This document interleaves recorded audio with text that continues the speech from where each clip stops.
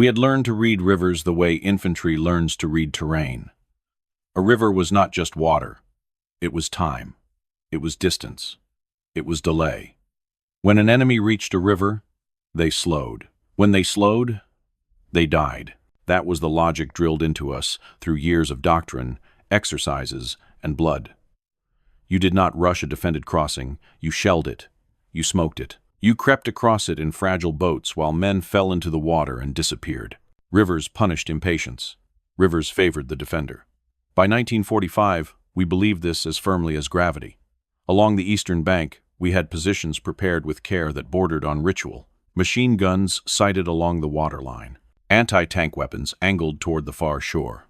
Artillery coordinates measured and rehearsed until the numbers lived in our heads. We knew where the Americans would come from, how long it would take them, and how many of them we could kill before they reached us.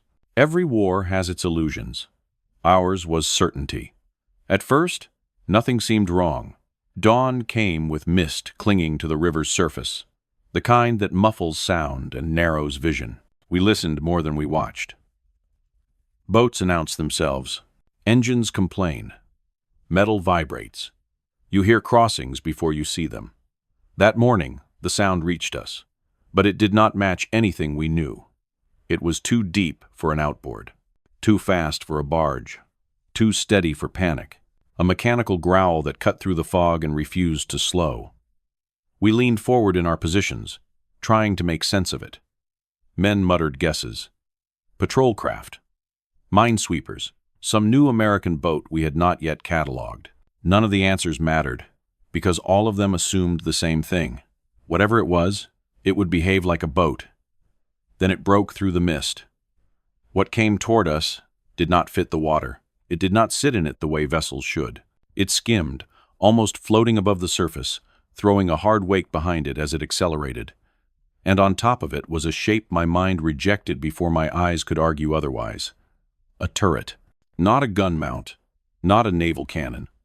A tank turret, squat, armored, familiar in every detail, except the one detail that mattered most. It was moving. The moment stretched, not because time slowed, but because thought did. Training fought reality. Every instinct reached for a rule that could explain what we were seeing. Tanks do not cross rivers like this. Boats do not carry weapons like that. Guns that size require stillness. Recoil demands mass. Accuracy demands stability. These were not theories. They were facts. Written into the dead. The turret turned, not slowly, not searching. It rotated with confidence, tracking positions along the bank as if the river itself were irrelevant. The craft did not stop. It did not reduce speed. It came on harder, faster than anything we had prepared to engage. Someone shouted. Orders collided. Range estimates meant nothing when the target refused to behave. You cannot lead something you do not understand. You cannot wait for it to expose itself when it never pauses long enough to be vulnerable. The gun fired. The blast was wrong. Too sharp. Too close. The impact tore into the bank short of our position, throwing mud and fragments into the air. The water around the craft erupted with spray as it kept moving, unchanged, unbothered, already adjusting its line. Before we could react, another followed, and then another shape emerged from the fog behind it. Now there were several of them. They did not advance in a line. They spread. Each moved independently, weaving across the river at a speed that destroyed our firing solutions as fast as we could calculate them. Our weapons were aimed at where they had been, not where they were. Every shot chased ghosts. In those first seconds, we did not think in terms of defeat.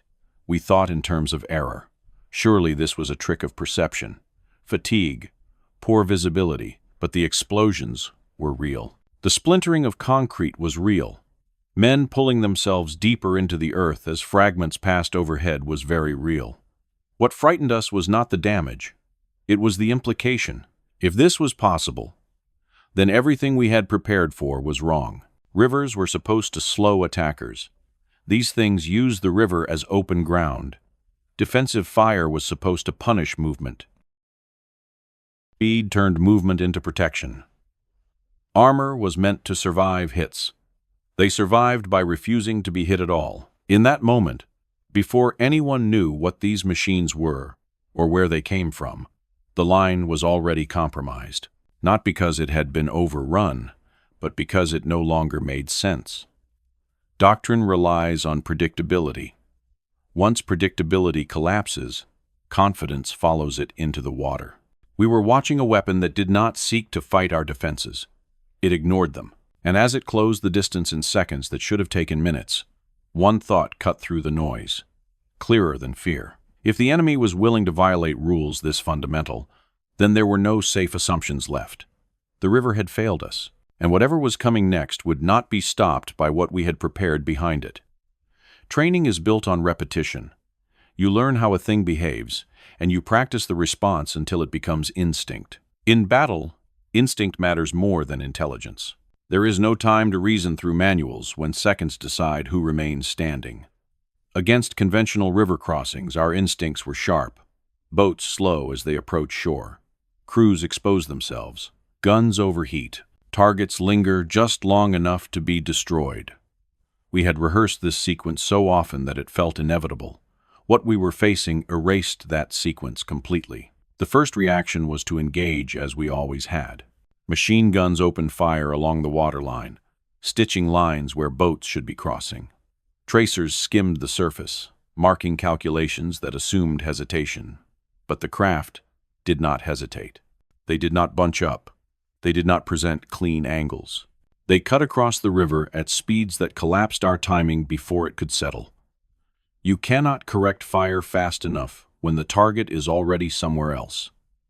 Anti-tank weapons followed.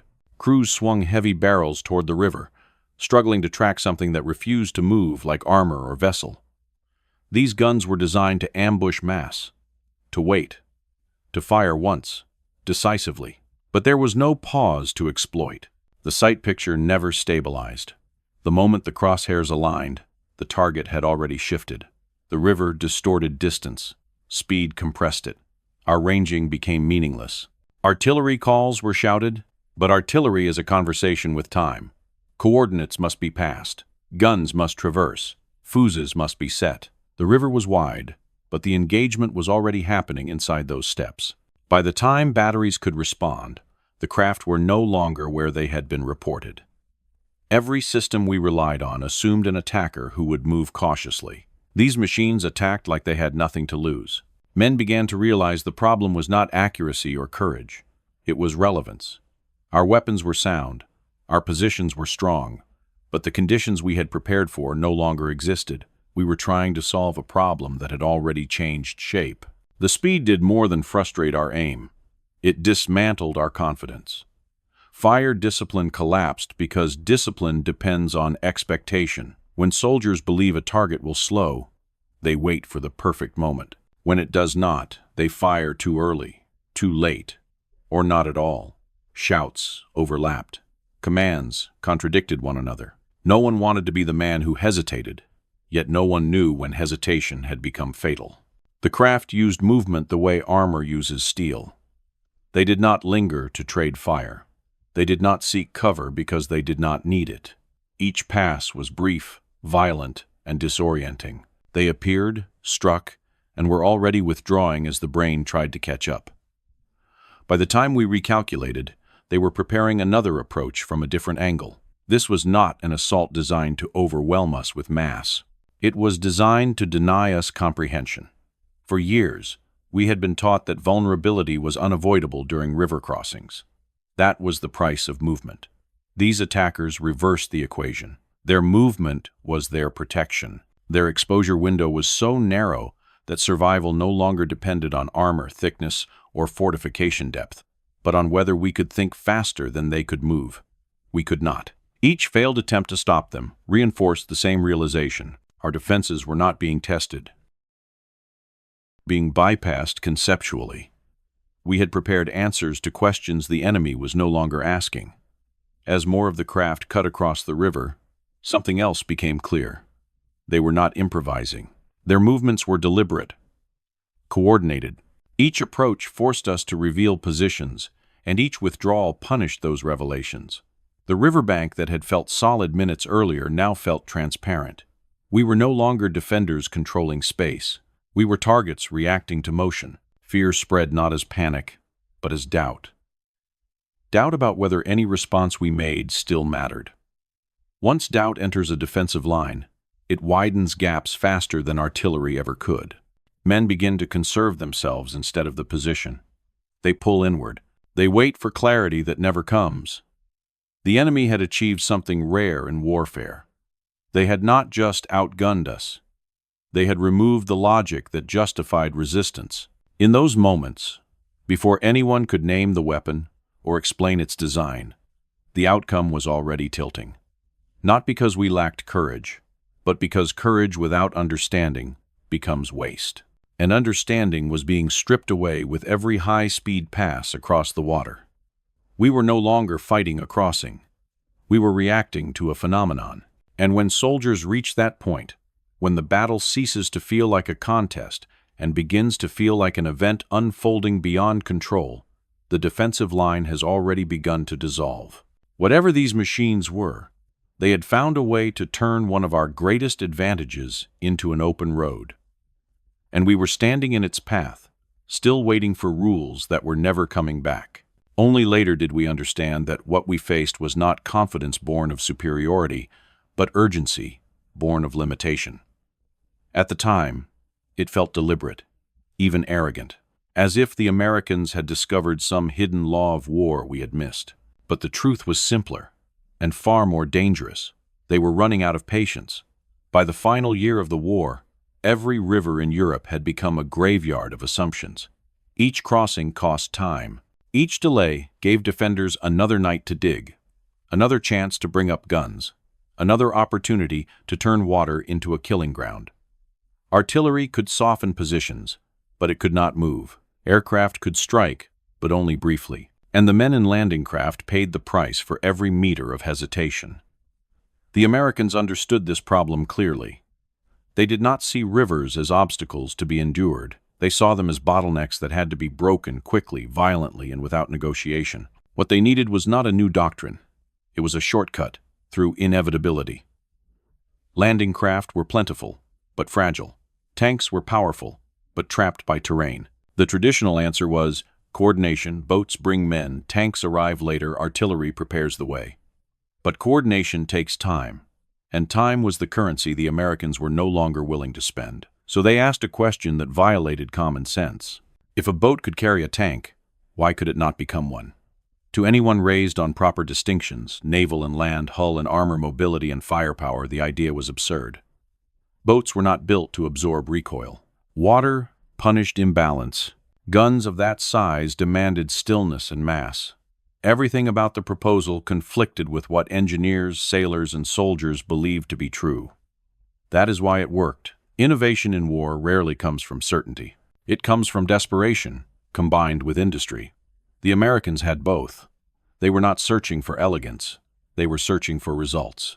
And they possessed something we underestimated until it was too late: the willingness to destroy boundaries between branches, disciplines, and traditions. They did not invent a new gun. They did not invent a new boat. They fused what already existed into something that doctrines said should not survive its first firing.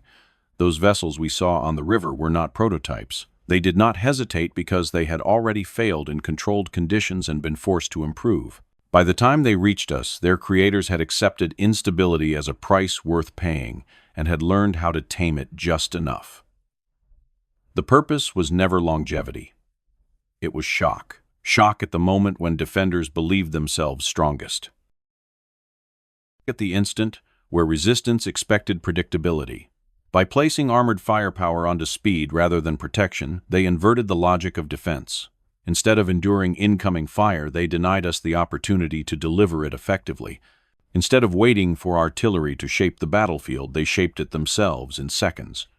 We had assumed that the Americans would fight rivers the way everyone else had, with preparation, with caution, with losses accepted as unavoidable. Instead, they chose to collapse the entire problem into motion. From our side of the water, it looked like madness refined into precision. These machines did not exist to hold ground. They existed to erase hesitation. They were not meant to survive prolonged engagement. They were meant to appear where survival calculations had not yet formed. Only later did we learn how narrow the margins truly were, how close these vessels had come to failure in their earliest trials, how often their creators were told it could not be done safely or at all. But safety was never the goal. Dominance during the crossing was. That realization carried its own weight, because if the Americans were willing to gamble this much engineering effort and risk simply to cross rivers faster, then the war had entered a phase where convention no longer restrained them. They were no longer adapting to battlefields. They were redesigning them. And when a power reaches that stage, when it stops asking how to fight within the rules and starts asking which rules are worth keeping, defenders find themselves reacting not to tactics but to philosophy. We had trained to resist force. We were now facing intent. The first time they were used as more than an experiment, the river stopped being an obstacle. It became a corridor. Until then, every crossing followed a rhythm everyone understood. Fire softened the bank. Smoke tried to blind it. Boats moved cautiously, packed with men who knew they were exposed. Defenders measured success in minutes, survived. Attackers measured it in bodies lost. It was a brutal balance, but it was familiar. The Americans broke that rhythm. Instead of waiting for preparation to finish, these machines went first, not after the barrage, not alongside the smoke, ahead of everything. They did not creep forward. They charged. From the bank it looked reckless, a handful of fast-moving shapes racing into a defended line without pause or cover.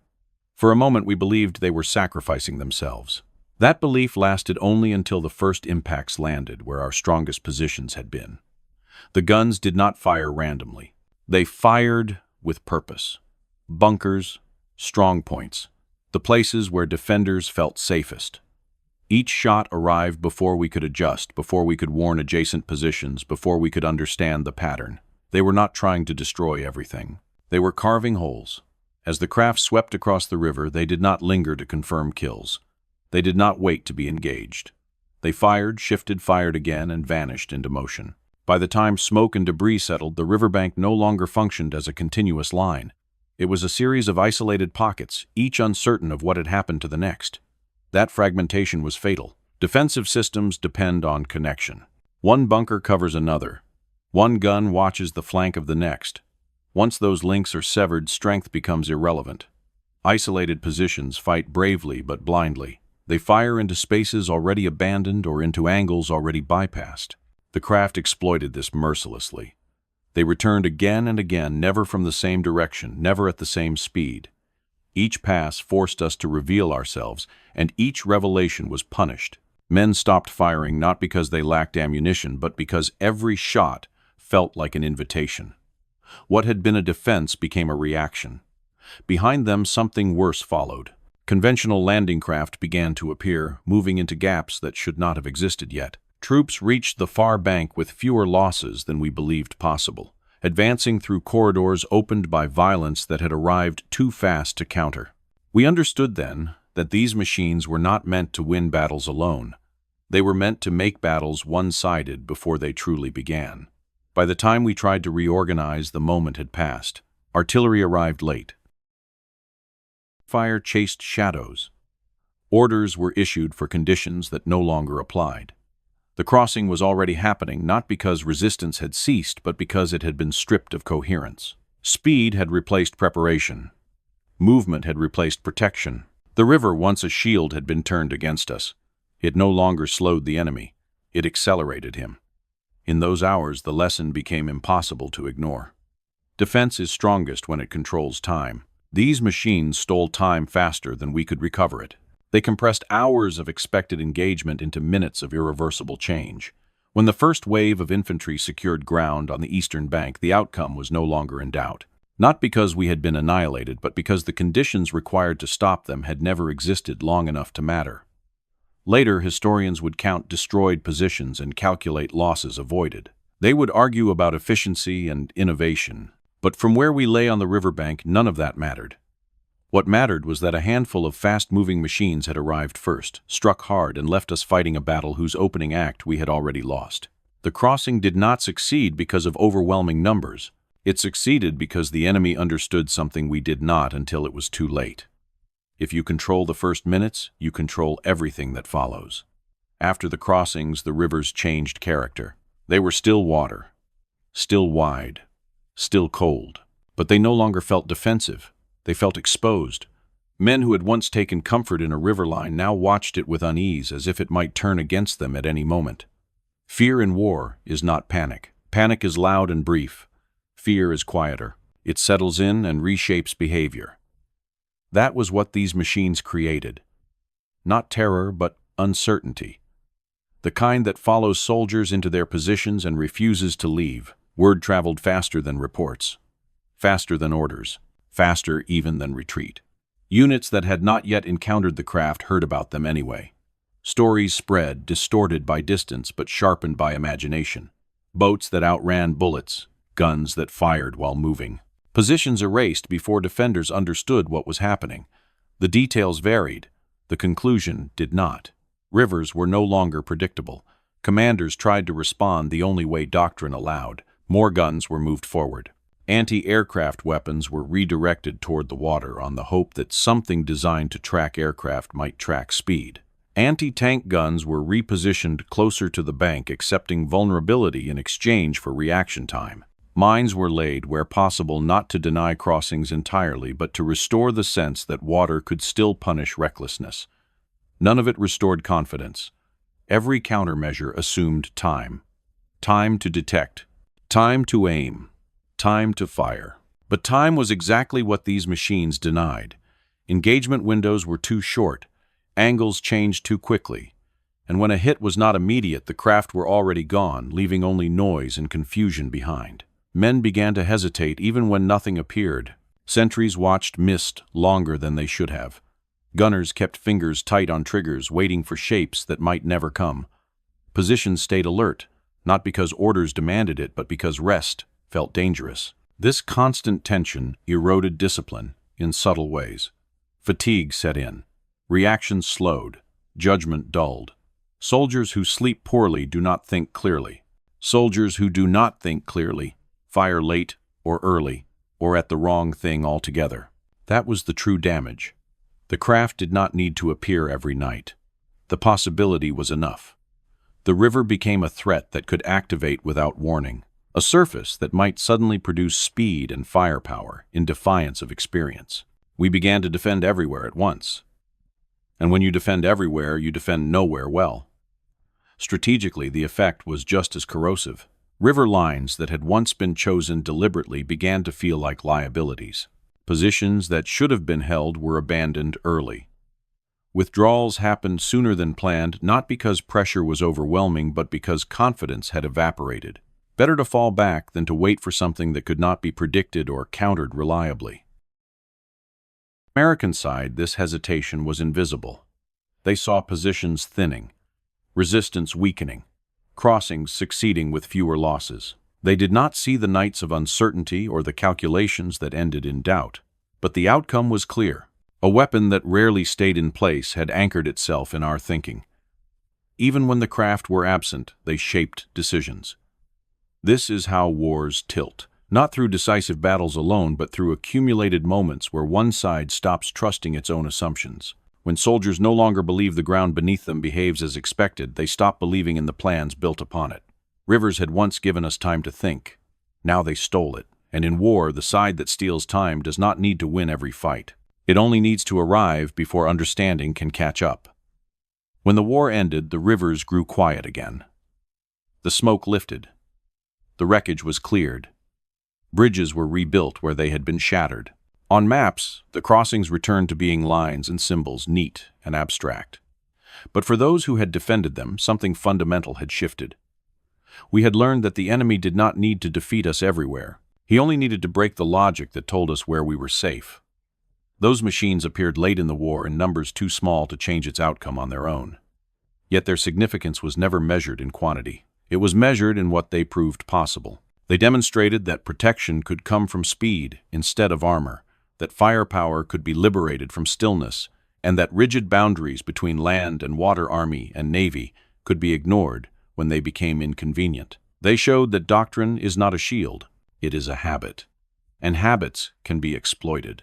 The Americans did not invent a new category of weapon so much as they rejected an old way of thinking. They took what already existed, combined it without asking permission, and accepted instability in exchange for dominance at the decisive moment. That willingness to trade comfort for advantage was something we struggled to counter, not because we lacked intelligence or courage, but because our thinking remained constrained by what had always been done before. After the war, historians would trace the lineage of those river assaults forward, to later conflicts, to later doctrines, to new vessels built on the same idea: move fast, hit hard, disappear before the enemy can respond.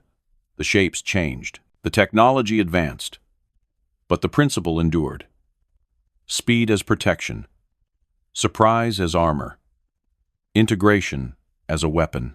Standing on the banks after it was all over, it became clear that the true legacy of those river crossings was not measured in destroyed positions or casualties avoided, but in a quiet realization. The war had been lost not when the last defenses fell, but when we encountered an enemy willing to abandon assumptions we still treated as laws. The rivers had not failed us. We had failed to imagine what could cross them. And in war, the side that imagines first, who refuses to accept that something cannot be done simply because it never has been, will always arrive with the advantage. Long after the engines went silent and the guns were dismantled, that lesson remained, not as a memory of fear, but as a warning. Victory does not always belong to the strongest force or the most experienced one. It belongs to those who are willing to question the ground beneath their feet before the enemy does it for them. That was the true meaning of the river demons. Not monsters born of metal and speed, but proof that once certainty is broken, the course of a war can change faster than any current.